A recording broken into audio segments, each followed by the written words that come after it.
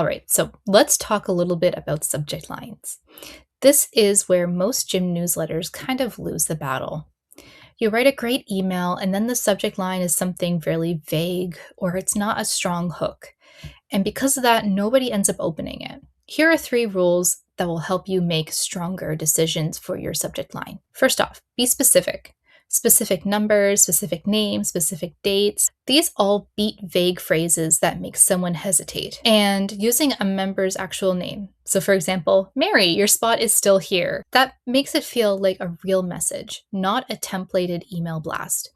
Every major email platform will tell you that your personalization is one of the most consistent open rate lifters that they see. Next, we want to create curiosity. Your subject line's only job is to get the email opened.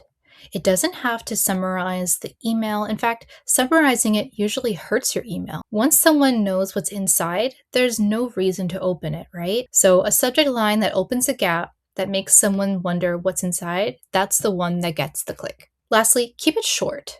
A subject line like, "Is everything okay?" outperforms, "We noticed you haven't been in recently and want to check in." Why, you may ask? Because frankly, that's how inboxes work. Mobile screens truncate long subject lines. Short lines are harder to skip. When in doubt, cut it in half and see what happens. Let me show you what that looks like in practice. All right, so these are subject line patterns by situation. These are drawn from the 25 subject line swipe file, the free download that's linked in your screen. So let me walk through each situation. When a member has gone quiet, you should say something along the lines of, "Hey, first name, is everything okay?" That's it. It sounds like something a person would say, not a business. Most gym emails announce or promote something. This one just sounds like you, and that's exactly why it works.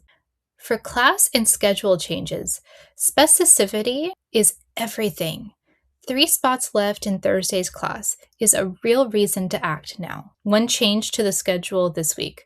Almost every member will open that because they want to make sure that their class hasn't moved. For pricing and policy updates, the emails gym owners dread the most. The research is clear on this one. Plain, honest subject lines actually outperform ones that try to soften the news before the reader even opens the email. So, for example, a note on our membership pricing tells them exactly what's inside and opens with a bit of goodwill. Another example, "Before I change anything, I want you to hear it from me first." That one works especially well if you write it in the first person from the owner, because it sounds like a personal call. Community emails. Here's an example. Meet, member name, full stop. People are curious about other people. One real name, one real story. And for milestone, "Mary, you've been here for 6 months. Thank you." That specificity is what makes it feel like someone's actually thought about them, even when it's automated. There are 25 of these in the swipe file. Every situation you'll run into. Download it if you haven't yet. Quick note on what to avoid, because these patterns are everywhere. I've even seen them in my own inbox. All caps signal something spammy, even when you're not trying to. Multiple exclamation marks read as frantic.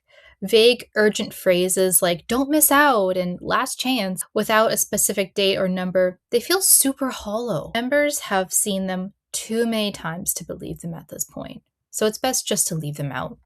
And if your subject line creates a curiosity gap, the email has to actually resolve it.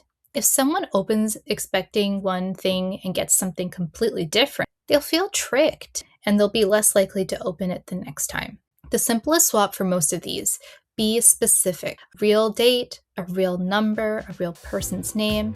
Being specific always beats cleverness.